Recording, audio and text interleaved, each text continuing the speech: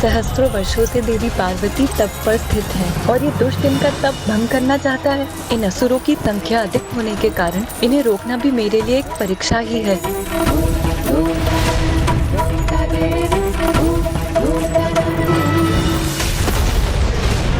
वो अकेले नहीं निपटेंगी इन असुरों से। माता सरस्वती के स्वर से मुझे उनके कोप का आभास हो रहा, किंतु माता करने क्या जा रही है?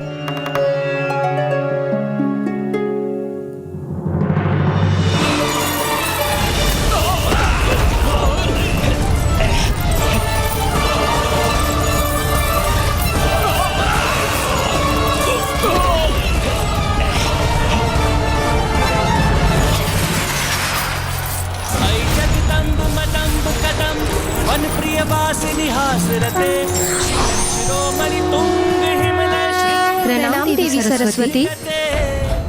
अब ये तृतीय देवी कहाँ से उत्पन्न हुई? और ये क्या वीणा?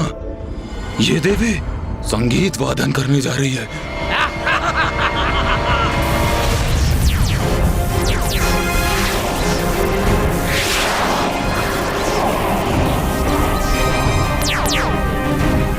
वीणा से उत्पन्न ये स्वर्णिम कीड़े भला हमें क्या क्षति पहुंचा सकते हैं? इन कीड़ों को नष्ट कर दो, आगे बढ़ो और वध कर दो इन देवियों का।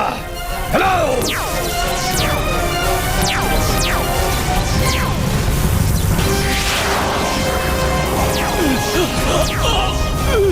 अरे हम तो बंदी बन गए।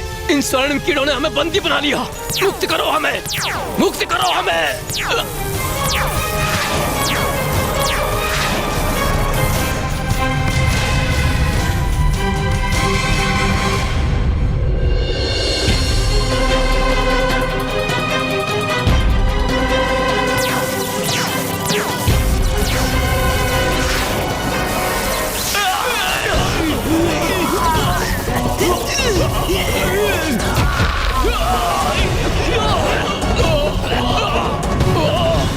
संकट टल गया, अन्यथा देवी पार्वती की तपस्या भंग हो सकती थी।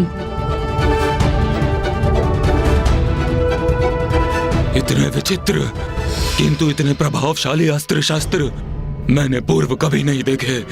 इन देवियों को पराजित करना तो असंभव ही प्रतीत होता है। ऐसा कौन है जो इनका वध करने में सक्षम हो?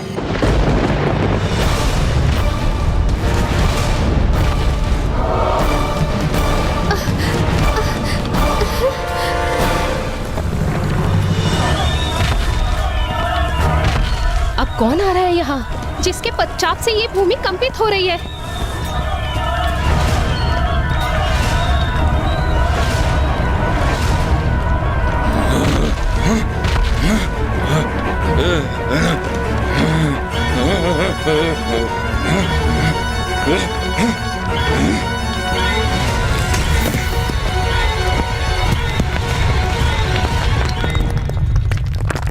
ये क्या? महाराज तारकासुर ने महाअसुर अबूहा को भेजा है।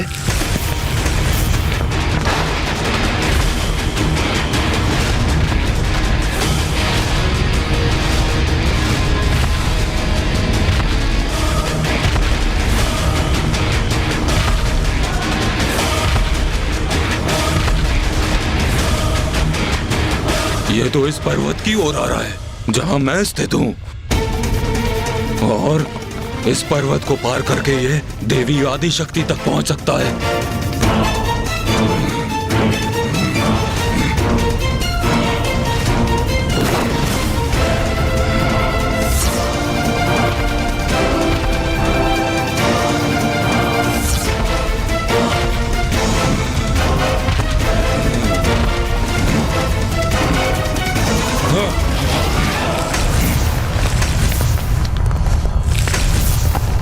नहीं, पुनः हार नहीं हो सकता मैं।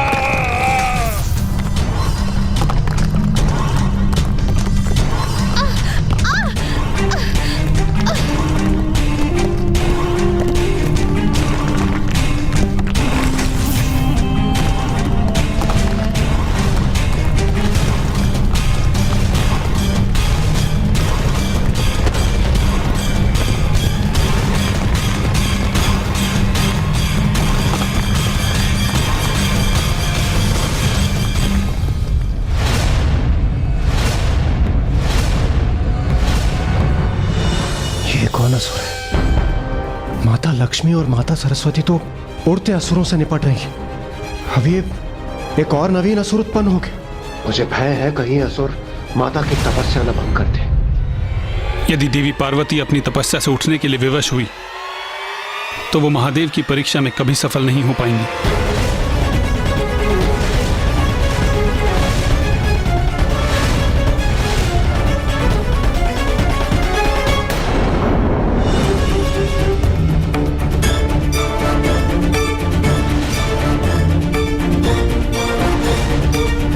और ये है वो देवी सर्वप्रथम जिसका अंत करना है मुझे।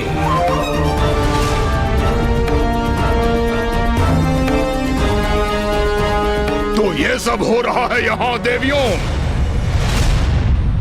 किंतु क्या तुम देवियों को यह ज्ञात नहीं कि महाराज से प्रतीक्षा करवाना सर्वथा अनुचित है। असुर महाराज तारकासुर इस प्रतीक्षा में है कि देवी आदिशक्ति की अंत की सूचना अब आएगी कि तब आएगी, और तुम तुच्छ स्त्रियां अपनी क्रीड़ा से उसमें विलंब उत्पन्न कर रही हो।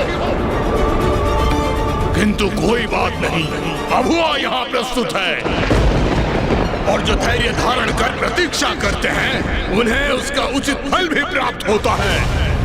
और मैं अब महाराज की प्रतीक्षा को सार्थक करूंगा, और तुम तीनों देवियों का अंत कर एक के स्थान पर उन्हें 3 देवियों के अंत की सूचना दूंगा।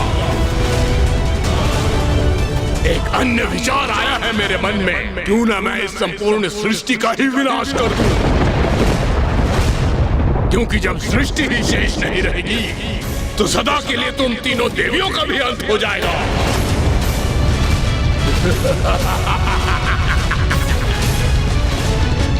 विभाजनास्त्र, विभाजनास्त्र।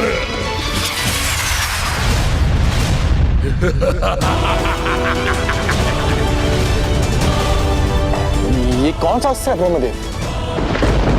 ये वो अस्त्र है वायुदेव जो किसी को भी 2 भागों में विभाजित कर सकता है।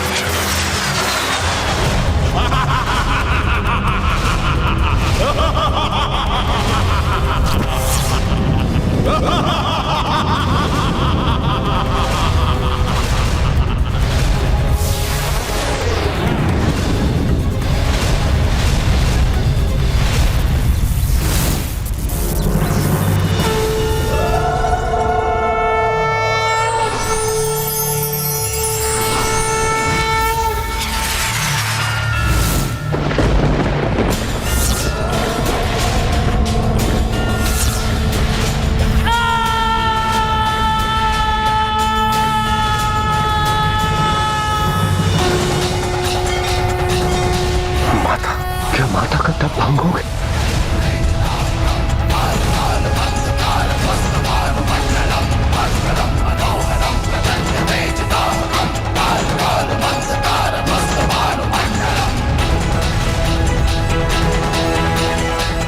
जिसका भय था वही हो, माता की तपस्या भंग हो गई।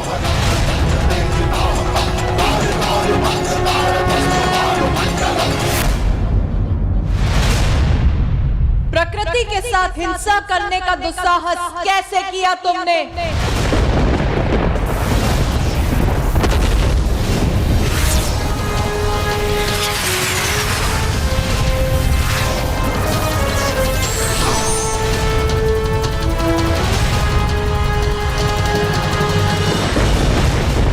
प्रकृति के साथ जो रोष उत्पन्न करता है उसका यही यही परिणाम होता है, सर्वनाश।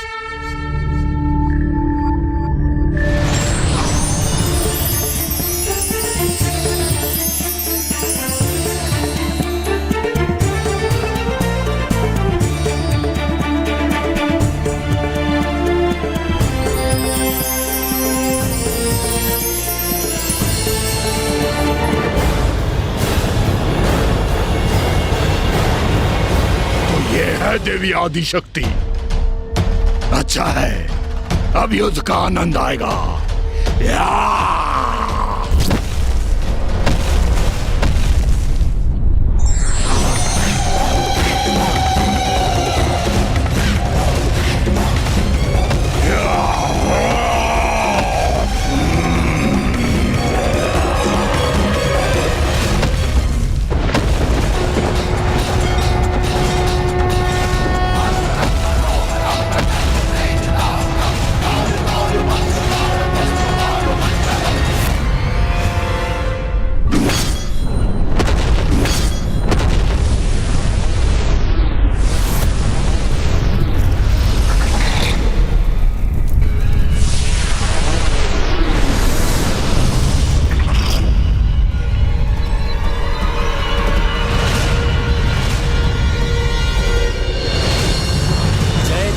महिषासुरमर्दिनि रम्य कपर्दिनि शैलसुते मधुरे मधु कैटभ गंजनि कैटभ भंजनि रासरते।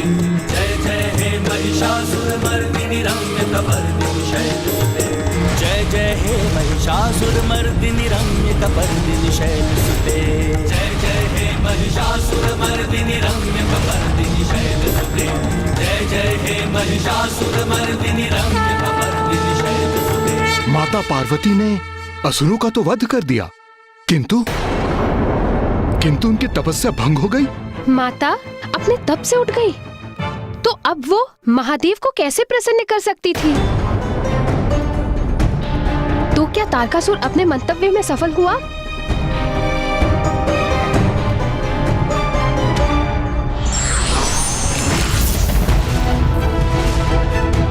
जिसका भय था वही हो, माता की तपस्या भंग हो गई।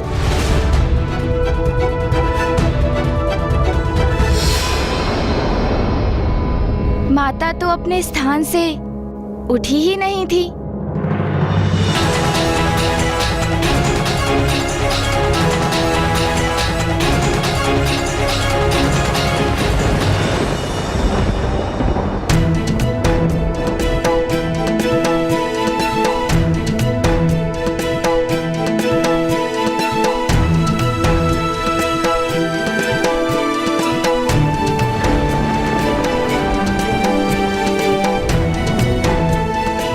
माता, आपने इस असुर रूपी संकट का निवारण किया, आपको कोटि कोटि धन्यवाद। उचित, बहन पार्वती का तप खंडित नहीं हुआ।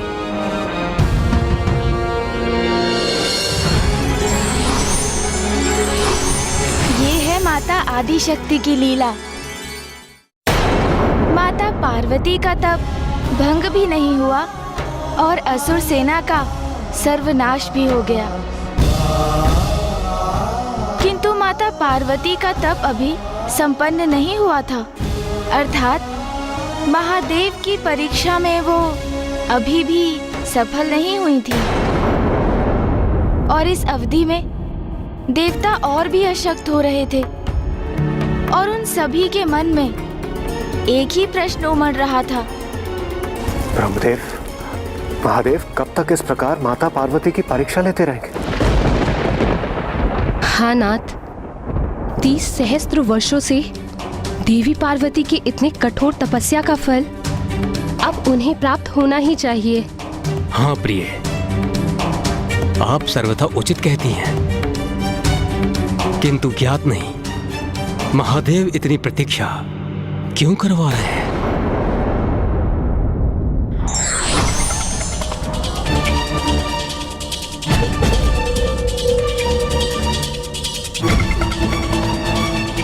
प्रणाम नारायण।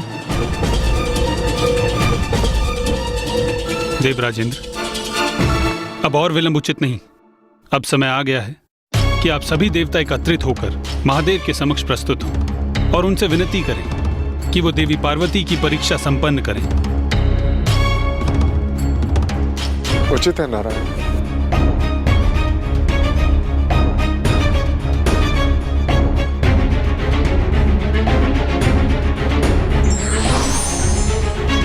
नारायण, हमें भी महादेव से निवेदन करने जाना चाहिए।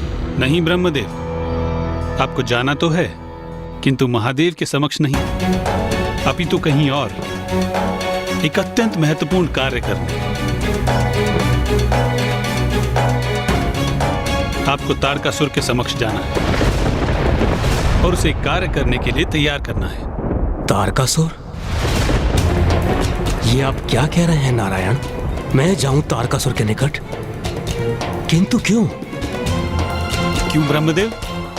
आपने ही उस दुष्ट को वरदान दिया था ना, और आप तो उसके आराध्य हैं। तो आपका सुझाव नहीं स्वीकार करेगा तो भला किसका करेगा? ब्रह्मदेव, एक दीर्घ अवधि से मेरी बहन पार्वती महादेव को प्रसन्न करने के लिए कठोर तपस्या कर रही है, जिससे महादेव प्रसन्न होकर उनसे विवाह करें, जिसके उपरांत उनका पुत्र उत्पन्न हो, जो तारकासुर का अंत करके सृष्टि को इस महासंकट से मुक्त करे। तो आप भी इतना योगदान तो दे ही सकते हैं। ब्रह्मदेव, आप स्मरण रखिए, प्रत्येक बार जब भी आपने या महादेव ने किसी असुर को वरदान दिया है और जो उससे संकट उत्पन्न हुआ, उसका निवारण मैंने अथवा मेरी बहन ने ही किया है। और यह तो सर्वथा स्पष्ट है कि तारकासुर कभी भी अपनी दुष्टता से पीछे नहीं हटेगा। वो महादेव और देवी पार्वती के संयोग की संभावना को मिटाने हेतु वो कोई प्रयास नहीं छोड़ेगा। इसलिए हमें उसके मन को भटकाकर उसकी कुबुद्धि को कहीं और व्यस्त रखना होगा। और ये कार्य आपसे उत्तम कौन कर सकता है?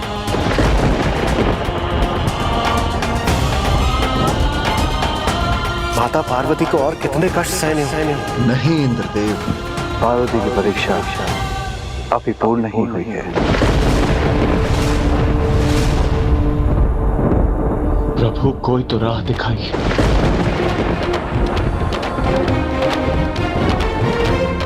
हमसे उनकी अवस्था नहीं देखी जाती प्रभु।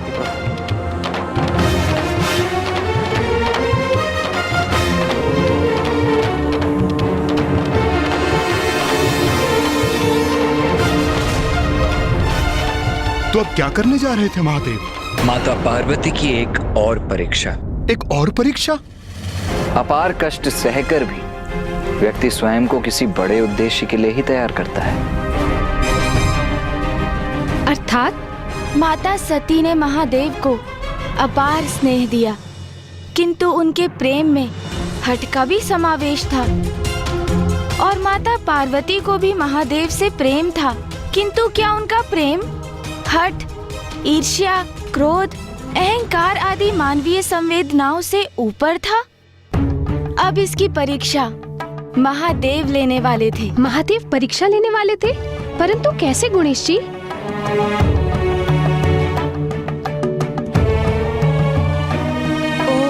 नमः शिवाय, ओम नमः शिवाय, ओम नमः शिवाय, ओम नमः शिवाय।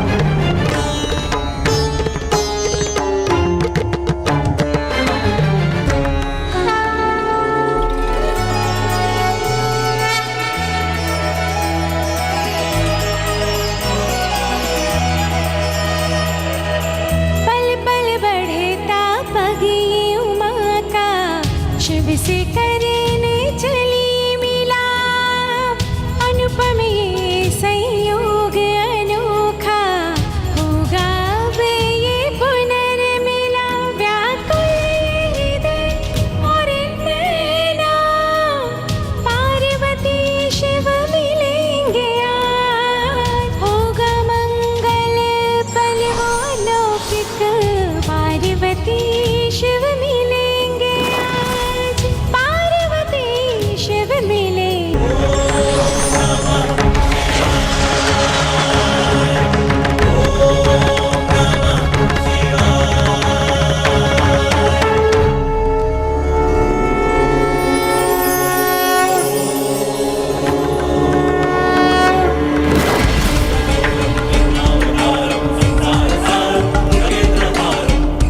प्रणाम ब्राह्मण देवता। कल्याण कल्याण कल्याण। बताइए हम आपकी किस प्रकार से सहायता कर सकती हैं?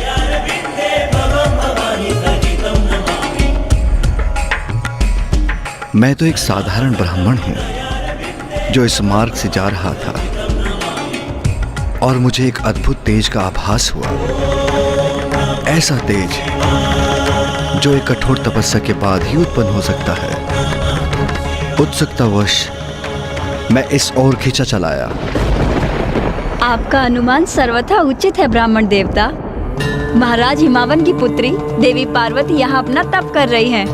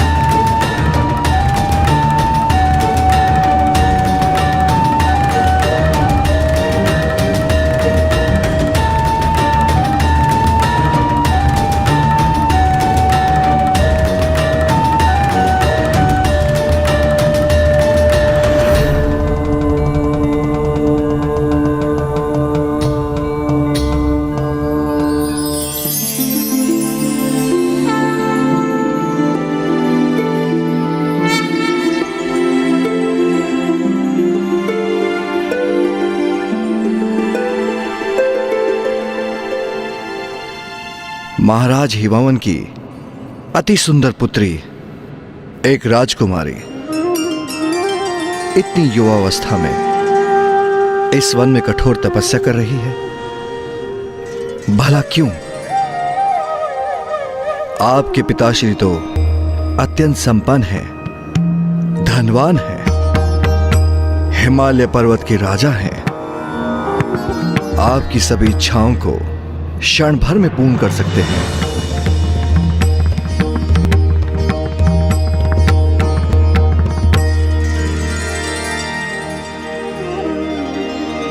अच्छा, समझ में आया। अवश्य किसी ढोंगी साधु के शब्दों से प्रभावित हैं आप। उसने आपको तपस्या करने का सुझाव दिया। क्यों? उचित कहा ना मैंने? नहीं ब्राह्मण देवता, ऐसा कदापि नहीं है। सखी पार्वती तो महादेव को प्रसन्न करने हेतु तो तपस्या कर रही है, जिससे महादेव उन्हें विवाह के लिए स्वीकार कर सके। क्या क्या कहा आपने? महादेव? जिस महादेव को प्राप्त करने हेतु आप इतना कठोर तप कर रही हैं, उस अघोरी से भली भांति परिचित हूं मैं। आपका शुभ चिंतक हूं मैं राजकुमारी। कदाचित स्वयं ईश्वर ने मुझे इस मार्ग पर भेज दिया, जिससे आपके समान निष्कपट भोली राजकुमारी को सावधान करा सकूं। उन महादेव से विवाह करना चाहती हैं आप, जिन्हें विवाह का अर्थ भी ज्ञात नहीं। आपका जन्म संभ्रांत वंश में हुआ। आपके पिता महाराज, आपकी माता महारानी है, किंतु महादेव का जन्म कब, कहां, कैसे हुआ, ये तो आज तक कहीं प्रकट ही नहीं हुआ। एक भिक्षु मात्र है वो स्वयं भोजन नहीं करते तो अन्य किसी को क्या भोजन देंगे? उनके द्वारा एकत्र की भिक्षा उस कपाल में जो अपने साथ लिए फिरते हैं। अरे आप ठहरी राजकुमारी, आभूषण आपका 16 श्रृंगार है, किंतु वो आभूषण के नाम पे आपको क्या दे सकते हैं?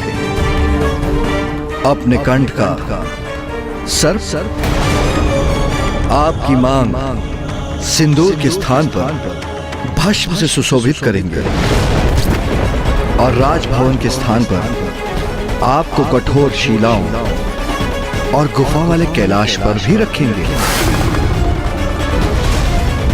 और तो और कभी भूल से उनका तीसरा नेत्र खुल गया तो आपको भस्म भी कर देंगे।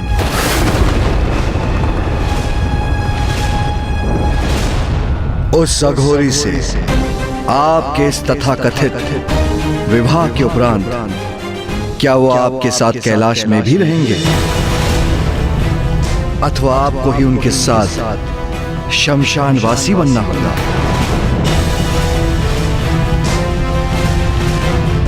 आशा है राजकुमारी कि उनके भूत पिशाच आपको कोई कष्ट न दे।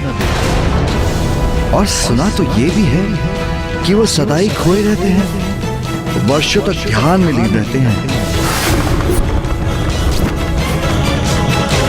और आप तो अभी से मृत पशु के चर्म को अपने शरीर पर धारण करने का अभ्यास कीजिए। और धारण ना भी करें तो उनकी दुर्गंध सहने के लिए तैयार हो जाइए, क्योंकि आपके वो शिव उसे धारण करना नहीं छोड़ेंगे। मैं तो ये समझने में असमर्थ हूं कि आप क्या समझकर महादेव से विवाह कर रही हैं। इतनी सुंदर राजकुमारी हैं आप, महादेव के नाम का जाप कर इतनी कठोर तपस्या कर किस अवस्था में पहुंच गई हैं आप? जिन महादेव के विवाह के पूर्व ही आपकी ये दशा कर दी, वो विवाह के उपरांत आपको क्या सुख देंगे? आपको क्या सुख देंगे? आपको क्या सुख देंगे? महादेव माता पार्वती को उकसा रहे थे और माता पार्वती प्रतिपल और क्रोधित होती जा रही थी। और दूसरी ओर ब्रह्मदेव तारकासुर के राजभवन पहुंचकर नारायण की योजना को क्रियान्वित करने जा रहे थे। एक बार पुनः मेरे असुरों ने निराश किया मुझे और उस देवी ने एक संपूर्ण सेना को नष्ट कर दिया। मेरे सबसे शक्तिशाली महाअसुर अभुआ का वध कर दिया उस देवी ने। तुम्हारी समस्त शंकाएं एक एक कर सत्य हो रही है तारकासुर। कौन है? कौन है? कौन है जो मेरे विचारों को पढ़ रहा है?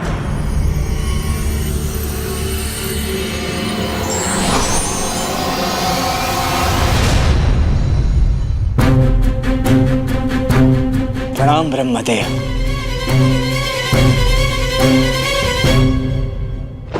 तुम्हारी चिंता भली भांति ज्ञात है मुझे। तुम मुझसे कुछ भी नहीं छिपा सकते हो तारकासुर। क्या सोचा था तुमने? तुम मुझसे ऐसी अवस्था में मृत्यु का वरदान मांगोगे जो सर्वथा असंभव प्रतीत होगा और तुम अमर हो जाओगे। क्यों? सत्य कह रहा हूं ना मैं? किंतु अब ऐसे संयोग प्रस्तुत हो रहे हैं जो असंभव प्रतीत होता था वो शीघ्र संभव हो सकता है। महादेव देवी आदि शक्ति अर्थात देवी पार्वती से विवाह करेंगे। इसकी संभावना बढ़ती जा रही है। यदि महादेव ने देवी पार्वती से विवाह किया तो उनका पुत्र भी अवश्य होगा और वही पुत्र बनेगा तुम्हारा काल। बनेगा तुम्हारा काल। बनेगा तुम्हारा काल हो तुम्हारा। शीघ्र जन्म लेकर तुम्हारा वध करूंगा मैं।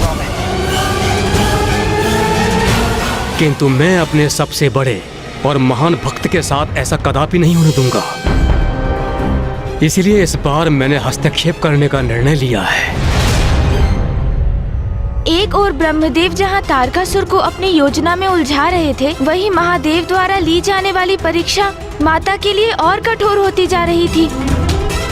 देखिए राजकुमारी, प्रतीत होता है आप एक कल्पना की उड़ान से रचित संसार में जी रही हैं। महादेव की वास्तविकता से पूर्णतः अनभिज्ञ हैं। अपने सुंदर नेत्र खोलिए और सत्य देखिए राजकुमारी। महादेव की विवाह के उपरांत आपको कष्ट ही कष्ट सहने होंगे। राजभवन में रहती हैं आप, और महादेव से विवाह के उपरांत आपको शिलाओं पर रहना होगा।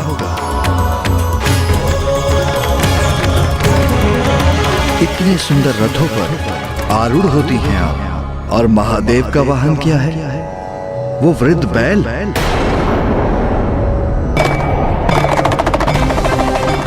आपका और उनका कोई मेल नहीं।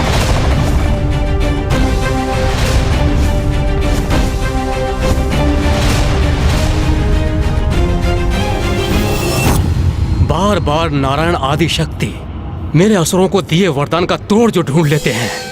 इस बार तुम्हारे माध्यम से मैं प्रमाणित करना चाहता हूं कि मैं उनसे कहीं अधिक श्रेष्ठ हूं। मैं तुम्हारी सहायता करूंगा तारकासुर।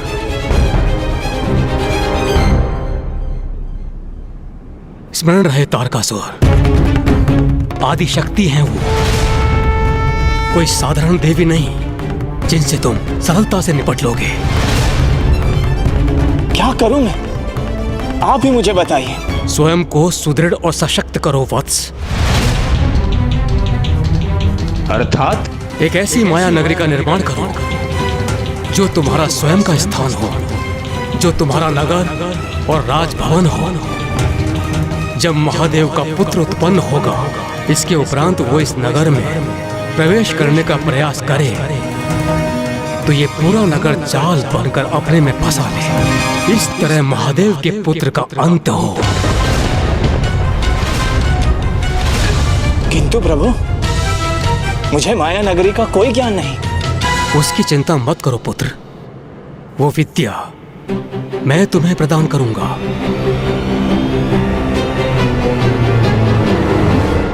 कोटि कोटि धन्यवाद प्रभु आपका। किंतु प्रभु, यदि मैं अपनी माया नगरी चला गया तो फिर स्वर्ग का क्या होगा? स्वर्ग लौटा दो देवताओं को, स्वर्ग लौटा दो देवताओं को, स्वर्ग लौटा दो देवताओं को। प्रतीत होता है तारकासुर मेरी योजना के भंवर में फंस चुका है, और उन्हें आदेश दो कि तुम्हारे अधीन रहकर स्वर्ग का कार्यभार संभालें।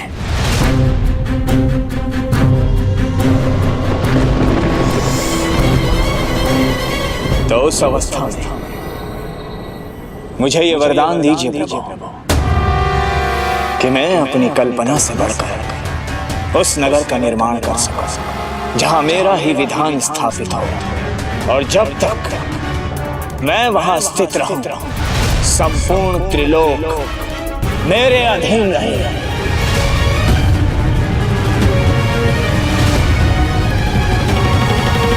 तथास्तु, तथास्तु, तथास्तु।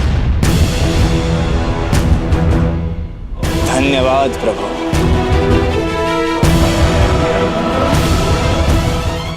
तारकासुर ने अब तक जो आतंक उत्पन्न किया था वो पर्याप्त नहीं था।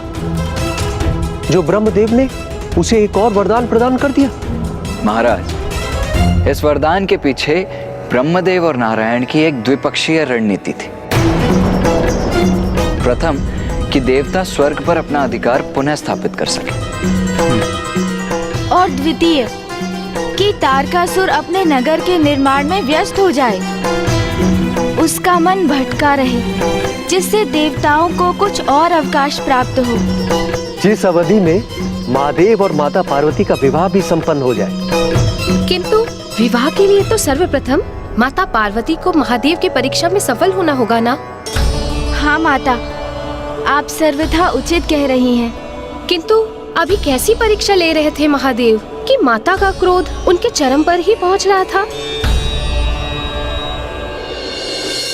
क्षमा कीजिए ब्राह्मण देवता, आपका सम्मान करना मेरा धर्म है, इसीलिए मैं आपको कुछ नहीं कह रही हूँ। किंतु आपको मेरे समक्ष महादेव की निंदा करने की अनुमति नहीं है।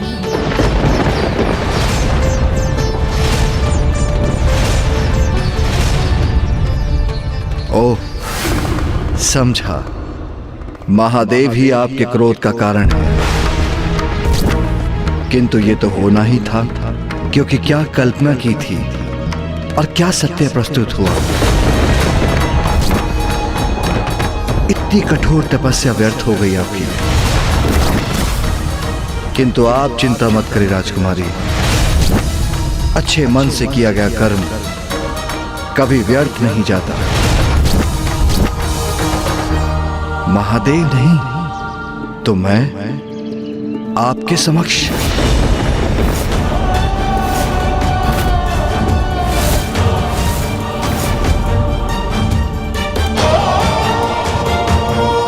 ये आप क्या कह रहे हैं ब्राह्मण देवता? आपका कथन सर्वथा अनुचित है। अनुचित क्यों? मैं तो सर्वथा उचित कह रहा हूं। मैं ब्राह्मण अवश्य हूं, किंतु राजकुमारी को उत्तम भोजन दे सकता हूं और मैं राजकुमारी को उत्तम भवन का निवास भी दे सकता हूं और आभूषण भी प्रस्तुत कर सकता हूं और समाज में प्रतिष्ठा भी प्रदान करा सकता हूं। और ये सब आपको वो अघोरी नहीं दे सकता राजकुमारी। इसलिए महादेव का विचार त्याग कर मुझसे विवाह कीजिए।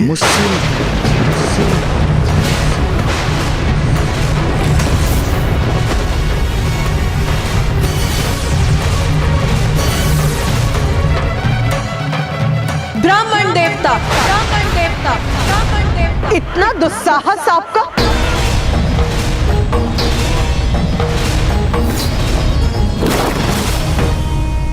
क्रोध त्यागिए सुंदरी और स्वीकार कीजिए मुझसे मेरे विवाह का प्रस्ताव। मुझसे भेंट होना तो सौभाग्य था आपका, अन्यथा महादेव से विवाह करके अनेकों कष्ट सहने पड़ते आपको।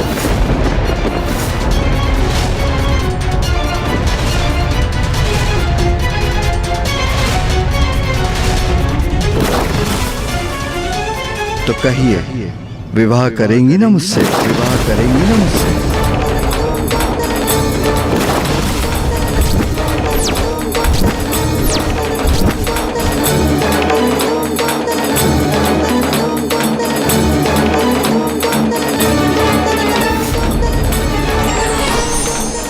महादेव, इन ब्राह्मण देवता को शांत कराइए स्वामी।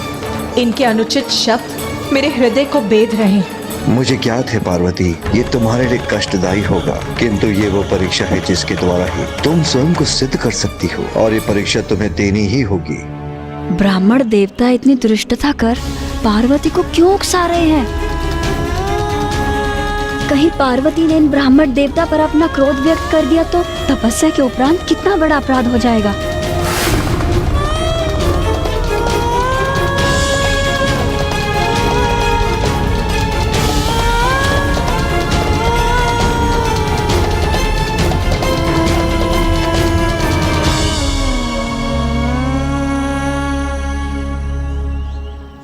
मुख फेरने से क्या होगा राजकुमारी?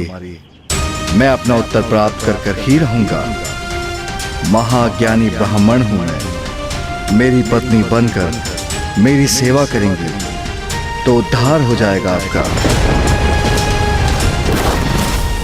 पार्वती अपने क्रोध पर नियंत्रण कर रही हैं और ये ब्राह्मण देवता अपने शब्दों से उनकी क्रोध अग्नि में घृत डालने का कार्य कर रहे हैं। ओह, समझा। आप मुझसे अपना मनोहार करवाना चाहती हैं। उचित है, मैं वो भी करूंगा, किंतु आपकी ना कदापि स्वीकार नहीं करूंगा।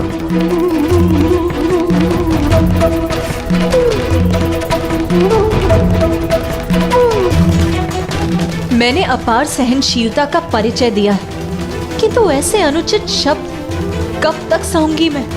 ये मेरी कैसी परीक्षा है स्वामी? उत्तर दीजिए सुंदरी। व्यक्तित्व भी अत्यंत आकर्षक है मेरा।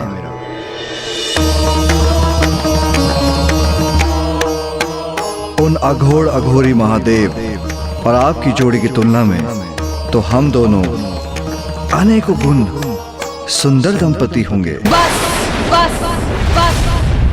ऐ जगदम्ब मदम्ब कदम्ब वन प्रिय वासिनी हासरते शिखर शिरोमणि तुंग हिमलय श्रृंग निजालय मध्य। बहुत आदर सम्मान हो गया है इन ब्राह्मण देवता का, किंतु अब एक क्षण भी यहाँ रुककर इनका अनर्गल प्रलाप और नहीं सहूंगी मैं। जो मेरे स्वामी महादेव की निंदा करेगा वो तो महापाप का भागी होगा, किंतु जो उनकी निंदा का श्रवण करेगा वो भी तो पाप ही करेगा। चलो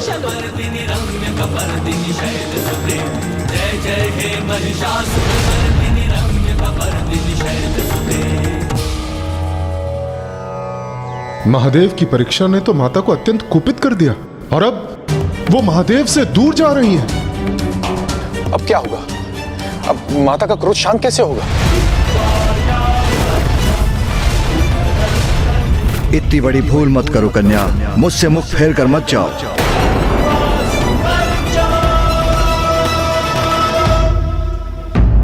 इतनी बड़ी भूल मत करो कन्या, मुझसे मुख फेर कर मत जाओ। तुम दोनों तो उनकी सखियां हो, तो समझाओ अपनी स्वामिनी को महादेव उनके योग्य नहीं। महादेव उनके योग्य नहीं।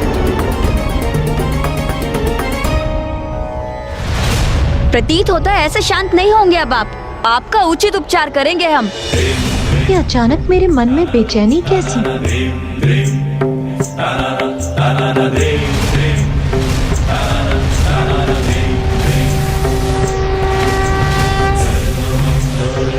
कुछ अनुचित होने का आभास क्यों हो रहा है मुझे?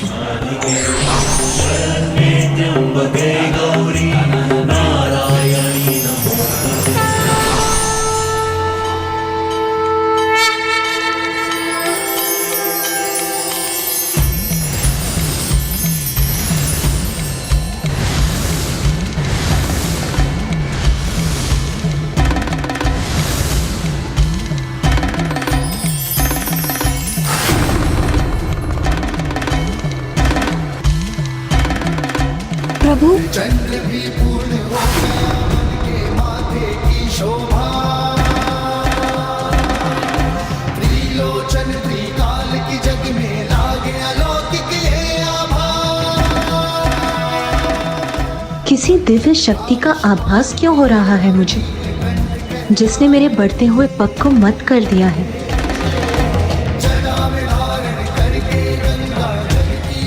पार्वती, पार्वती।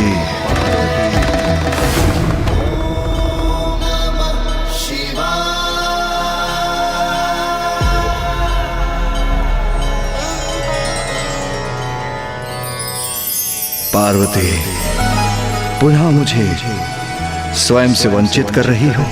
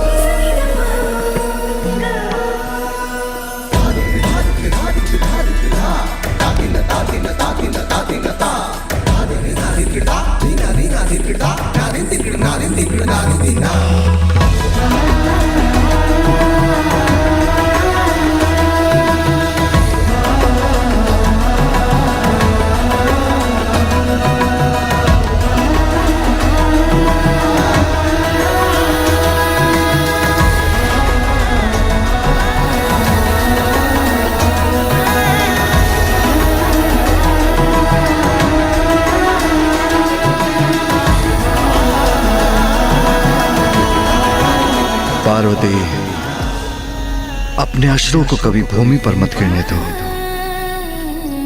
ये शुभ नहीं। बहुत कष्ट दिए हैं ना तुम्हें, बहुत कठोर परीक्षा ली है ना तुम्हारी।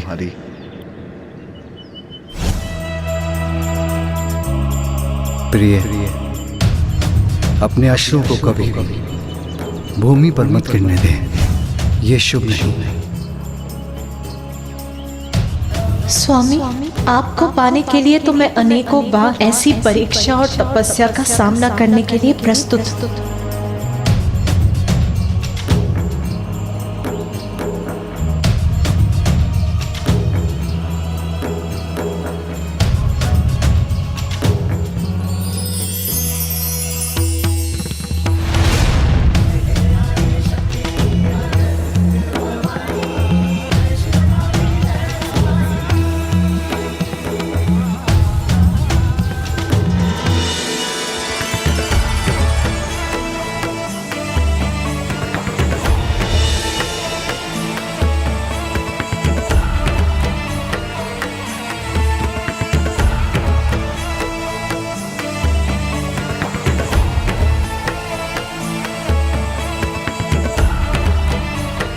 पार्वती, मैंने तो तुम्हें खो दिया था, किंतु आज तुमने मुझे पुनः पा लिया। और ये परीक्षा तो उस परीक्षा के समक्ष नगण्य है, जिसका कष्ट तुम 3 सहस्त्र वर्षों से सहन कर रही हो। जब इतने वर्षों में मैं एक पल के लिए भी तुम्हारे हृदय से दूर नहीं हुआ, तो ऐसा होना कहां संभव था। तुम्हें तो इस परीक्षा में सफल होना ही था प्रिय। पार्वती, मैं तुम्हारे तप से प्रसन्न हुआ और ये कठोर तपस्या तुमने मुझे पाने के लिए की, तो मैं प्रस्तुत हूं।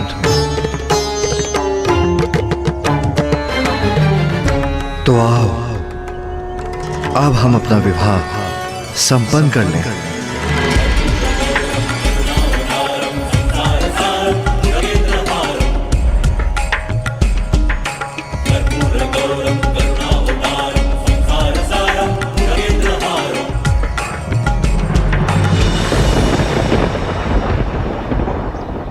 नहीं, नहीं, नहीं।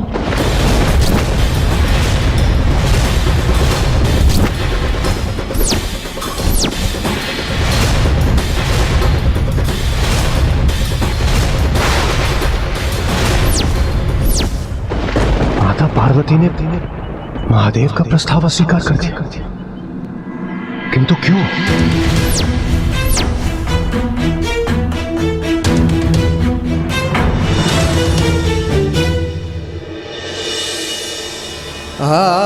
पार्वती, मेरे विवाह बंधन में बंध कर मेरा सानिध्य पाने के लिए तुमने 3 सहस्त्र वर्ष मेरी तपस्या की, और अब जब मैं तुमसे विवाह करने का आग्रह कर रहा हूं, तो तुम उस आग्रह को अस्वीकार कर रही हो। हाँ प्रभु, क्योंकि उसके लिए आपको मेरे माता पिता से अनुमति प्राप्त करनी होगी।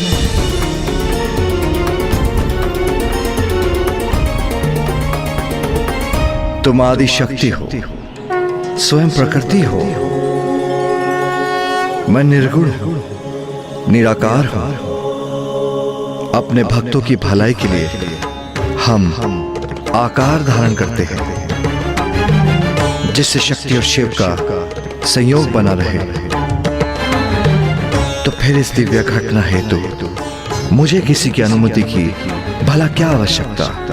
प्रभु, सत्य है, आप परब्रह्म परमेश्वर हैं और मैं स्वयं प्रकृति हूँ, किंतु इस जन्म में मैं शैलपुत्री हूँ, इसीलिए अभी भी अपने माता पिता के बंधन से बंधी हूँ। मैं ब्रह्मचारिणी हूँ, अर्थात विवाह के पूर्व मैं अपने पिता की पुत्री हूँ। इसीलिए अपने माता पिता के सम्मान का ध्यान रखना मेरा धर्म है प्रभु। आपके मेरे मांग में सिंदूर भरने और मेरे कंठ में मंगलसूत्र पहनाने के उपरांत ही मैं आपकी अर्धांगिनी बनूंगी। इसलिए विवाह हेतु मेरे पिता से मेरा हाथ मांगना आपके लिए अनिवार्य है।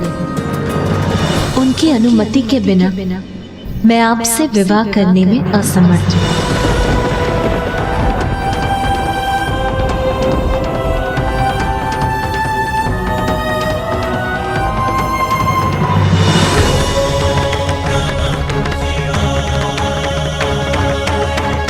माता तो चली गई, किंतु माता पार्वती और महादेव का मिलन अब दूर नहीं।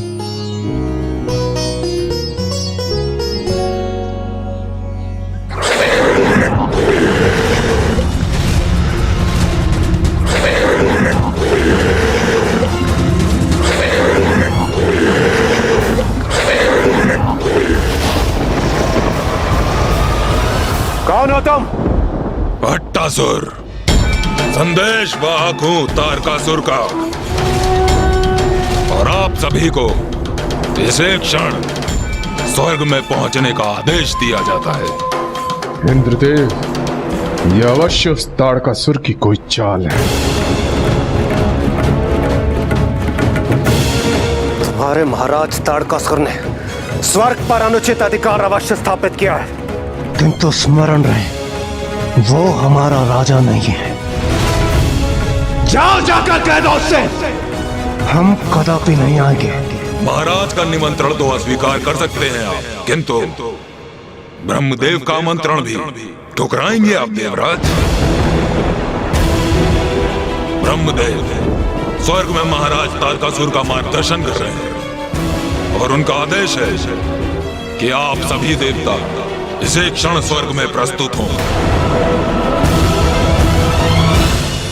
ये मेरा महाराज तारकासुर का निर्णय है कि तुम देवताओं को पुनः स्वर्ग में निवास करने की अनुमति देता हूं।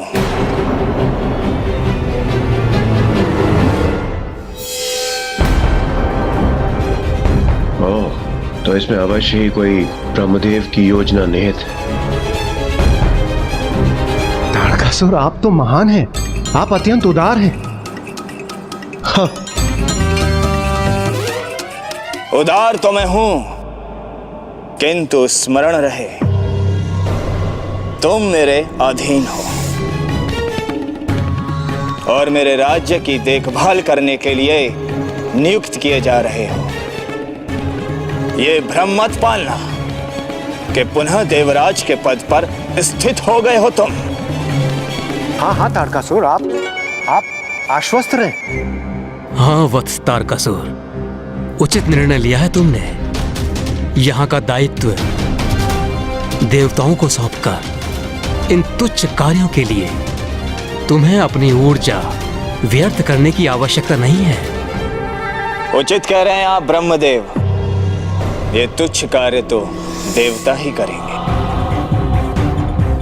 और मेरा ध्यान केंद्रित होगा मेरी मायावी नगरी शोणितपुर के निर्माण पर।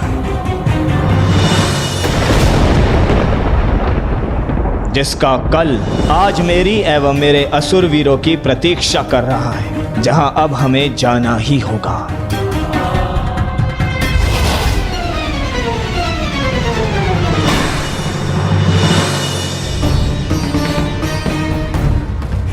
ब्रह्मदेव, आपको कोटि कोटि धन्यवाद। आपकी कृपा के कारण हम सभी देवताओं को एक बार पुनः स्वर्ग को अपना निवास स्थान बनाने का अवसर प्राप्त हुआ। देवराज, ये संकट अभी टला नहीं है, ये तो अस्थायी समाधान है। शोणितपुर की कल्पना से तारकासुर के मन में एक भटकाव उत्पन्न हुआ है।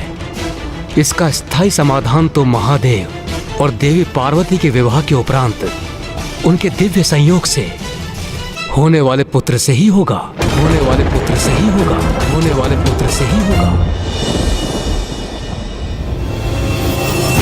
एक और माता अपने पिता के राजभवन लौटकर महादेव द्वारा पूर्ण विधि विधान से अपने पिता महाराज हिमावन के पास उनके विवाह प्रस्ताव की प्रतीक्षा करने लगी।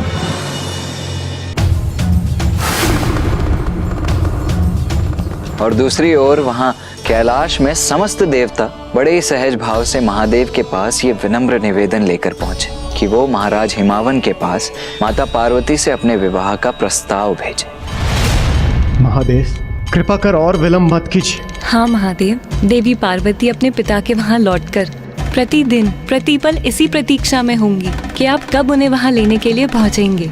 आप महादेव हैं, आप तो सभी विधि विधान से ऊपर हैं, किंतु देवी पार्वती को तो उनका पालन करना होगा।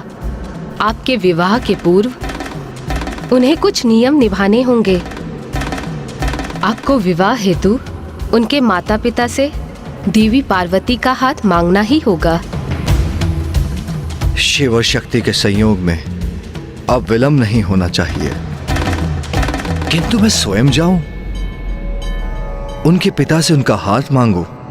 कदापि नहीं महादेव, देवी पार्वती का प्रस्ताव लेकर मैं और नारायण आपके पास आए थे।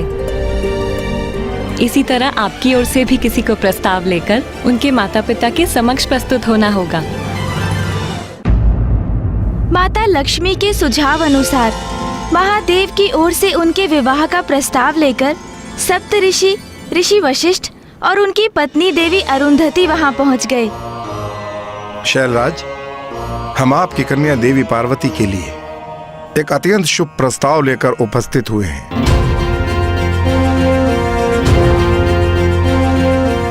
हम ब्रह्म परमेश्वर महादेव की ओर से प्रस्ताव लेकर आए हैं। आप अपनी कन्या देवी पार्वती का हाथ उनके हाथ में देकर उनके पानी ग्रहण की अनुमति दीजिए महाराज।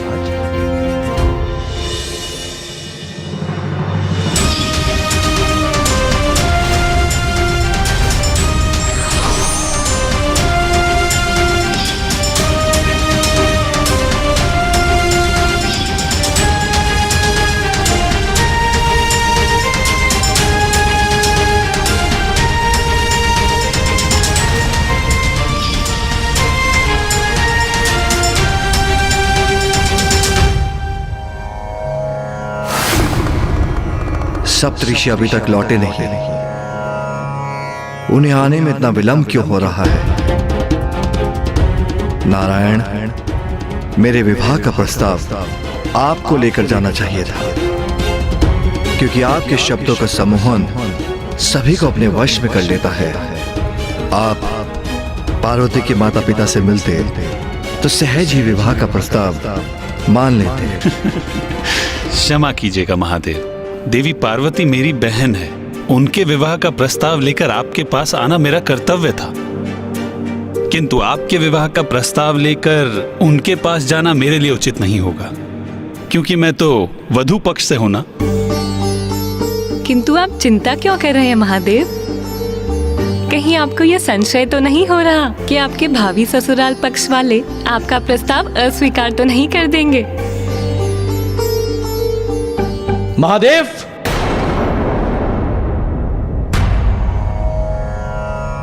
प्रभु, सप्तऋषि और माता अरुंधति लौट आए हैं।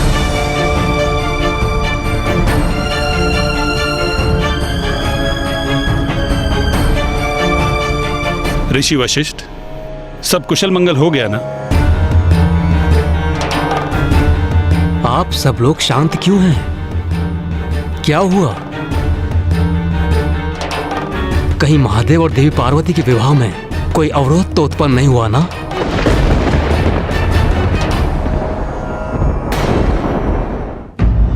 महाराज हिमावन तो ये प्रस्ताव सुनकर अत्यंत प्रसन्न थे, किंतु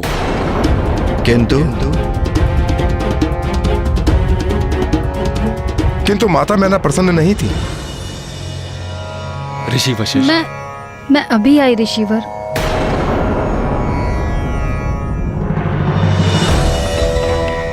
देवी मैना,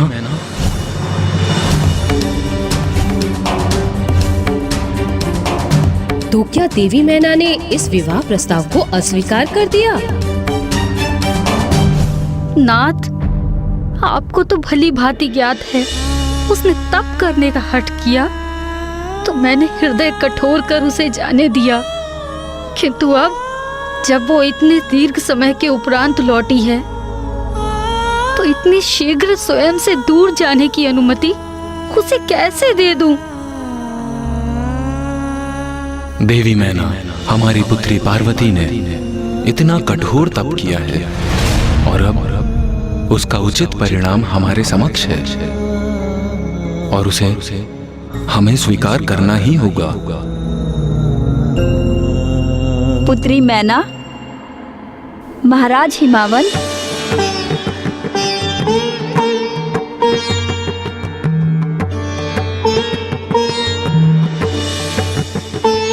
माता, मैं देवी मैना को हमें ज्ञात है अपनी पुत्री के विवाह के विचार से आप दोनों भावुक हैं, किंतु पुत्री मैना, ये तो एक नारी के जीवन का आवश्यक चरण है। जैसे तुम भी अपने पिता की पुत्री हो, फिर तुम्हारा विवाह हुआ और तुम महाराज हिमावन की पत्नी बनी।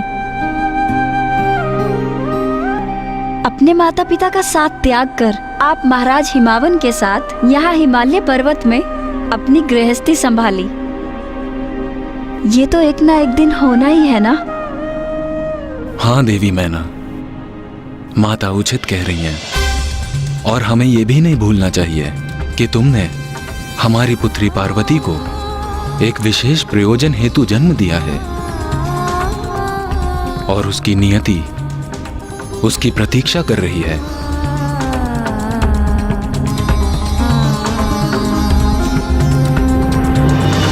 आप निश्चिंत रहे महादेव, मैंने उन्हें मना ही लिया।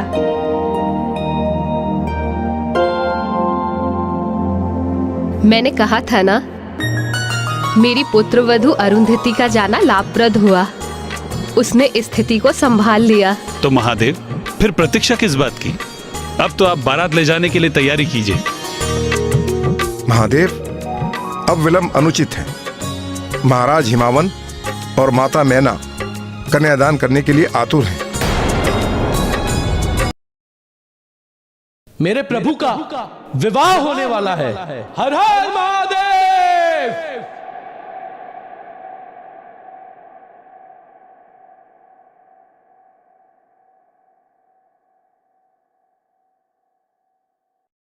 महाराज हिमावन और माता मैना कन्यादान करने के लिए आतुर हैं।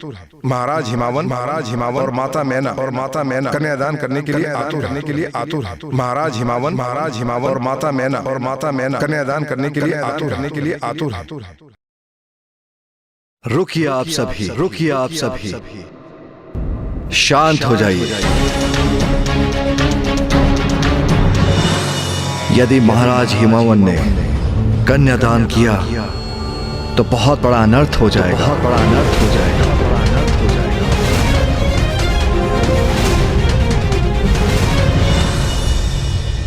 मेरे प्रभु का विवाह होने वाला है। हर हर महादेव। रुकिए आप सभी, शांत हो जाइए। क्या हुआ महादेव? ऋषि वशिष्ठ, क्या महाराज हिमावन कन्यादान करेंगे? महादेव, प्रथा तो यही है कि कन्या के विवाह में कन्या का कन्यादान उसके पिता ही करते हैं और उनका तो सौभाग्य है कि वो स्वयं महादेव को कन्यादान करेंगे और उसके उपरांत उनको मोक्ष प्राप्त होगा।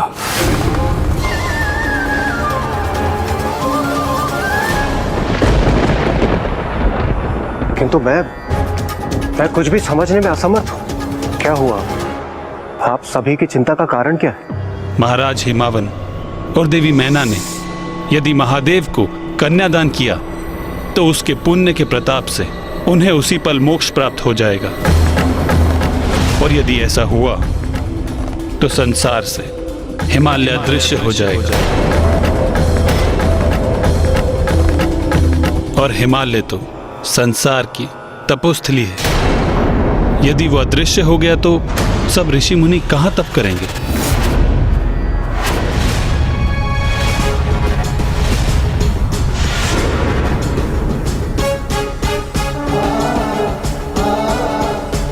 यदि महाराज हिमावन ने कन्यादान किया तो बहुत बड़ा अनर्थ हो जाएगा।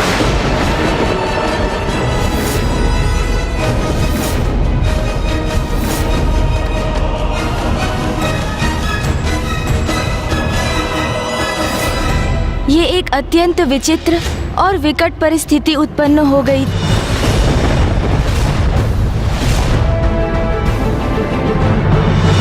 माता पार्वती पूर्ण विधि विधान से अपने विवाह के लिए प्रतिबद्ध थी, किंतु कन्यादान के बिना उनका विवाह कहाँ संभव था।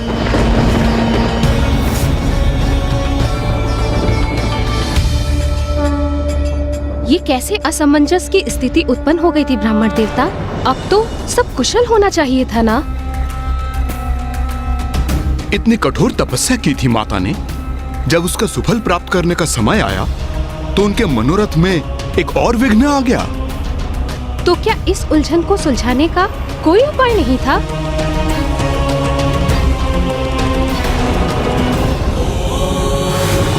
हमारे विवाह के कारण ऋषि मुनि हिमालय पर्वत से वंचित हो जाएं, ये मुझे कदापि स्वीकार नहीं। और देवी पार्वती जो स्वयं प्रकृति है, उन्हें भी कहां स्वीकार होगा कि उनके कन्यादान करने से हिमालय पर्वत संसार से लुप्त हो जाए।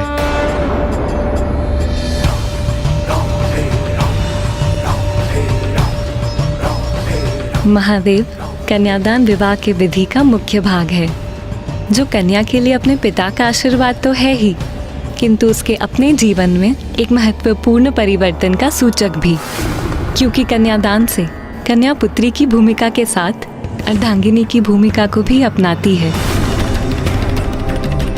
हमारे समक्ष एक विकट दुविधा है, किंतु महाराज हिमावन के द्वारा कन्यादान करने से अनर्थ हो जाएगा, अनर्थ हो जाएगा, अनर्थ हो जाएगा, अनर्थ हो जाएगा, जिसकी अनुमति मैं कदापि नहीं दूंगा।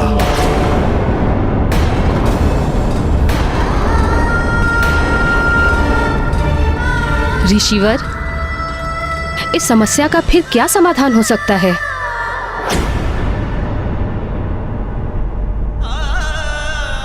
दृढ़ निश्चय हो तो सभी बाधाएं स्वतः मिट जाती हैं। दुविधाओं का अंत होता है और उद्देश्य प्राप्ति का मार्ग प्रशस्त हो जाता है।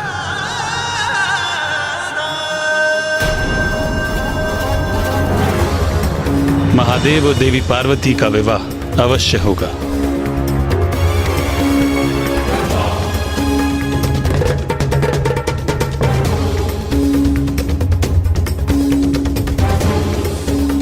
नारायण, किंतु कन्यादान? आप वर हैं महादेव, आप चिंता मत कीजिए और आप सभी बारात की तैयारियां कीजिए। शेष आप मुझ पे छोड़ दीजिए। मुझे ज्ञात है कि इस समस्या के निदान के लिए कौन उपयुक्त है। नारायण नारायण। प्रणाम देव ऋषि नारद। पधारिए देव ऋषि नारद, आसन ग्रहण कीजिए।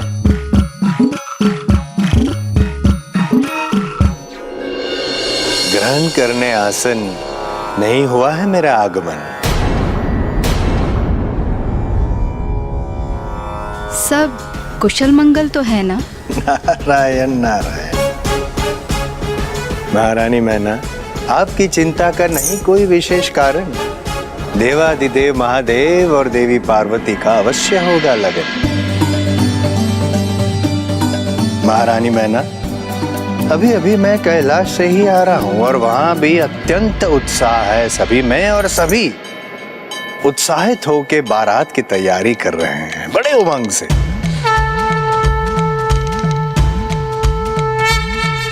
तो सप्त ऋषि और समस्त देवगण हैं वहां महादेव के साथ। तो मैंने भी निर्णय लिया कि मैं यहाँ कन्या पक्ष की ओर से बारात का स्वागत करूंगा और आप दोनों की सहायता करूंगा।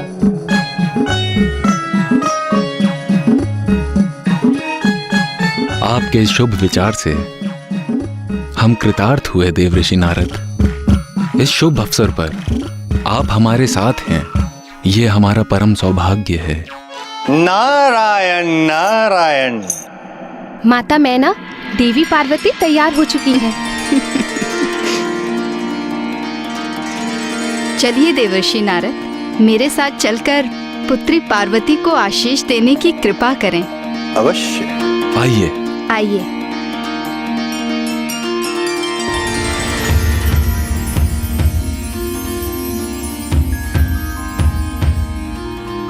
पुत्री पार्वती,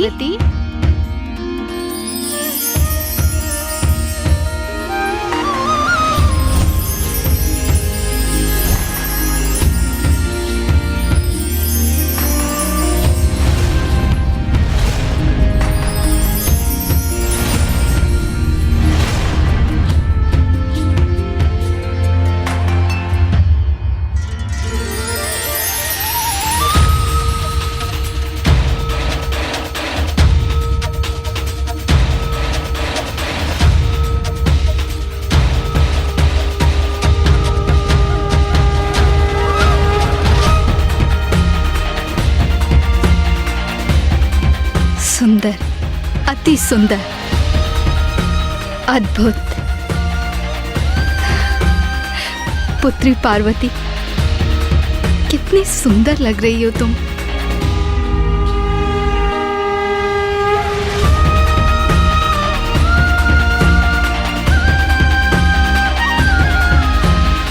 पुत्री पार्वती, देवर्षि नारद कैलाश से यहाँ तुम्हें आशीष देने आए हैं।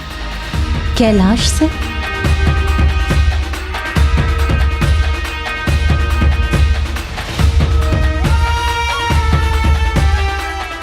प्रणाम देवर्षि। स्वयं माँ आदि शक्ति ने पुत्री के रूप में जन्म लिया है आपके घर। प्रणाम माता आदि शक्ति। प्रणाम। आपका कल्याण हो देवी पार्वती। नारायण नारायण, भूल गया। आपके लिए एक विशेष भेंट लाया हूं मैं कैलाश से। भेंट? कैलाश से?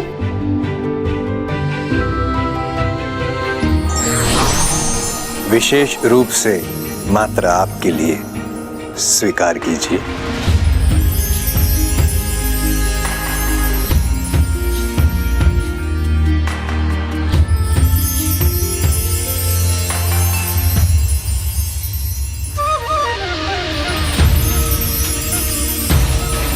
कितना सुंदर प्रतीक भेजा है मेरे जमाता ने पुत्री पार्वती के लिए।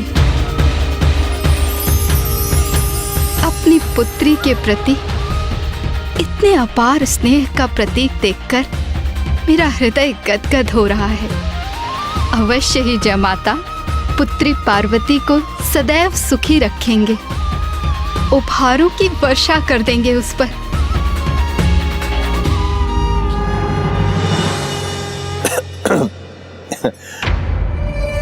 महारानी मैना, ये विशेष उपहार आपके होने वाले जामाता महादेव ने नहीं, माँ लक्ष्मी और नारायण ने भेजा है। मेरी पुत्री ने इतने कष्ट सहे हैं उन्हें पाने के लिए, तो क्या ये उचित नहीं होता कि महादेव उसके लिए ये उपहार भेजते? किसी भी माँ के लिए अपने संतान के सुख की कामना स्वाभाविक है, किंतु मांगलिक कार्यों में धैर्य आवश्यक है।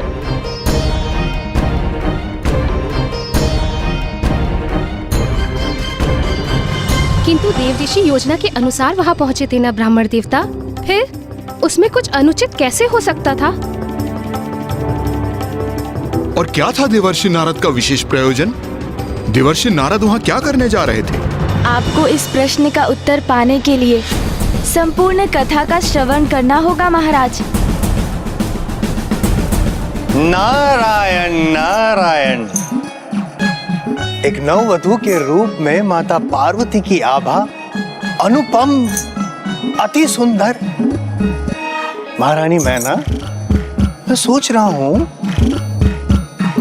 जब महादेव और माता पार्वती दोनों एक साथ मंडप में होंगे तो आहा नारायण नारायण, कितना दिव्य मनोहरी दृश्य होगा वो। देवऋषि नारद, आपका क्या अनुमान है? क्या महादेव और पुत्री पार्वती की जोड़ी सुंदर होगी? अवश्य, निसंदेह। किंतु महारानी मैना, आप क्यों कर रही है मुझसे ये प्रश्न? क्या महादेव के आपको नहीं हुए हैं दर्शन? नहीं देवऋषि, किंतु आपको तो उनके शुभ दर्शन प्राप्त करने का असीम सुख प्राप्त है। कैसा रूप है उनका, कैसा व्यक्तित्व है, कैसे दिखाई देते हैं वो? कैसे दिखाई देते हैं वो?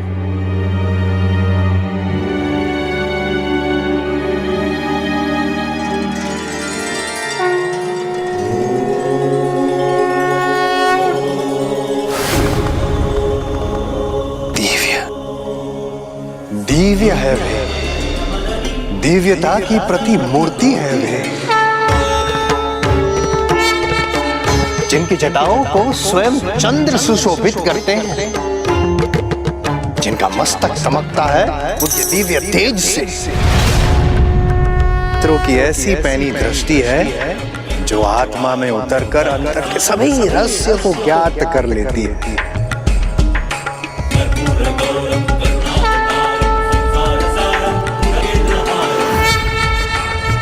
शब्दों से परे है, शब्दों से परे हैं जिनके रूप का वर्णन ऐसे दिव्य सुंदरता के स्वामी हैं महादेव। महादेव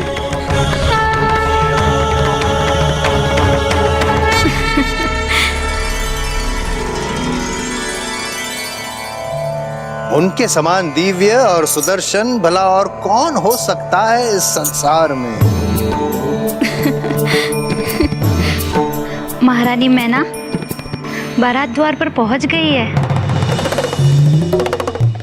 महारानी मैना शीघ्र अति शीघ्र आपको दर्शन होंगे, शुभ दर्शन होंगे महादेव के, और आपको ज्ञात होगा कि ऐसे जामाता को प्राप्त करना आपका कितना बड़ा सौभाग्य है।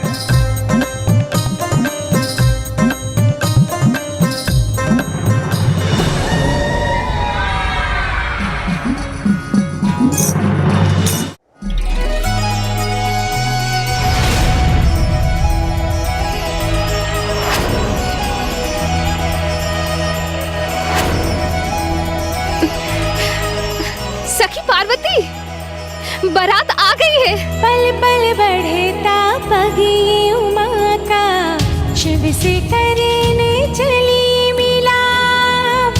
अनुपम ये संयोग अनोखा, होगा वे ये पुनर्मिलाप। व्याकुल ये हृदय और नैना, पार्वती शिव मिलेंगे आज। कितनी सुंदर और भव्य बारात है। इस बारात के दर्शन यहीं से कर लेते हैं।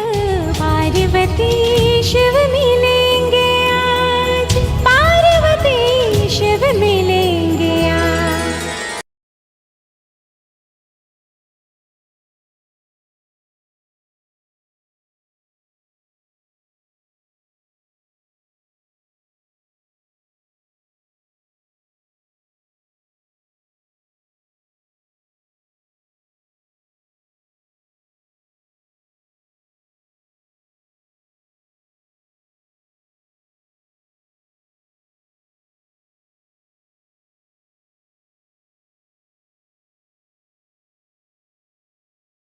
देवी मैना, आपके होने वाले जामात को ढूंढ रहे हैं आपके नेत्र, है ना? हाँ देवऋषि नारद, आपके मुख से उनकी इतनी प्रशंसा सुनकर मैं उन्हें देखने के लिए अति आतुर हो रही हूँ।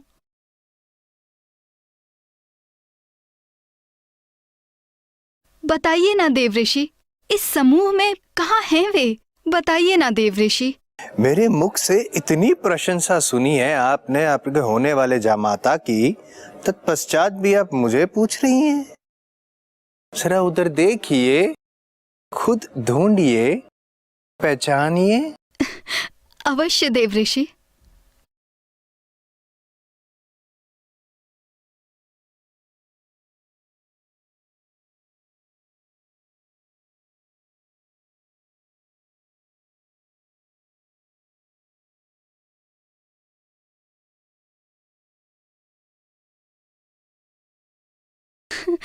मैंने पहचान लिया देवऋषि उन्हें।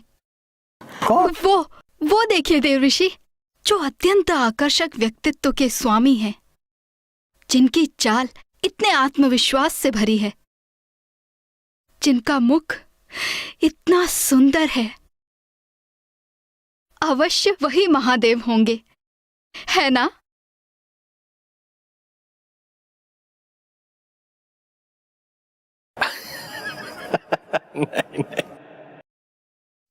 नहीं महारानी मैना, उनका सौंदर्य तो महादेव के निकट भी नहीं।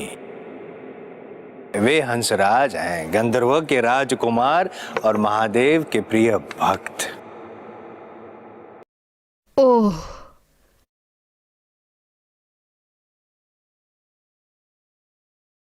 जिनके भक्त इतने सुंदर हों, वे स्वयं कितने दिव्य और मनोहर होंगे।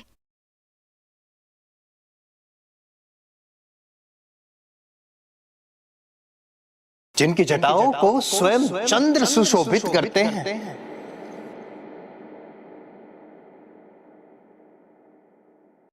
अच्छा, तो ये जो अब मेरी दृष्टि में हैं, जिनका राजमुकुट चंद्रमा के समान उनके मस्तक पर दमक रहा है, अवश्य यही महादेव होंगे।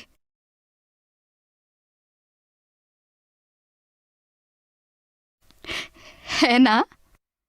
नहीं, जिनका मुखमंडल उनके शीतल प्रकाश से दमक रहा है, वो महादेव नहीं है, स्वयं चंद्रदेव है।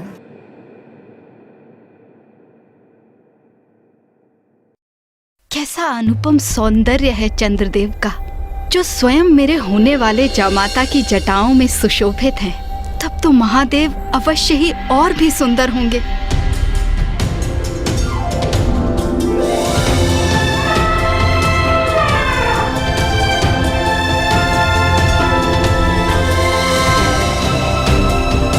जिनका मस्तक दमकता है उस दिव्य तेज से।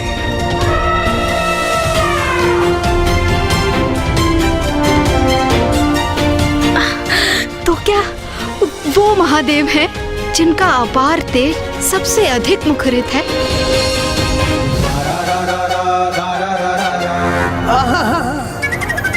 जिनके तेज से समस्त संसार को ऊर्जा प्राप्त होती है, वो महादेव नहीं है, सूर्यदेव है।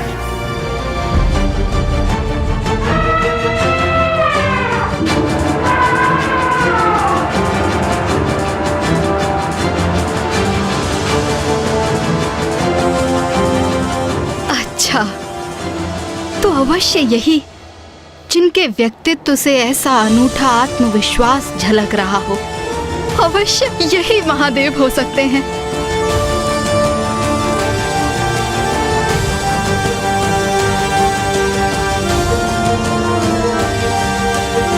महारानी, जिन्होंने अपने तप से इतना अनुपम आत्मविश्वास प्राप्त किया है, वो इंद्रदेव है।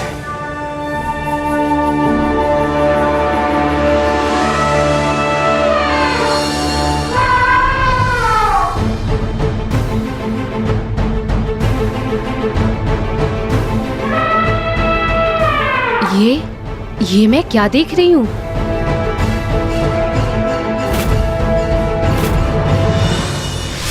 क्या हुआ? माता अकस्मात चिंतित क्यों हो गई? क्या अब भी विवाह में कोई विघ्न था?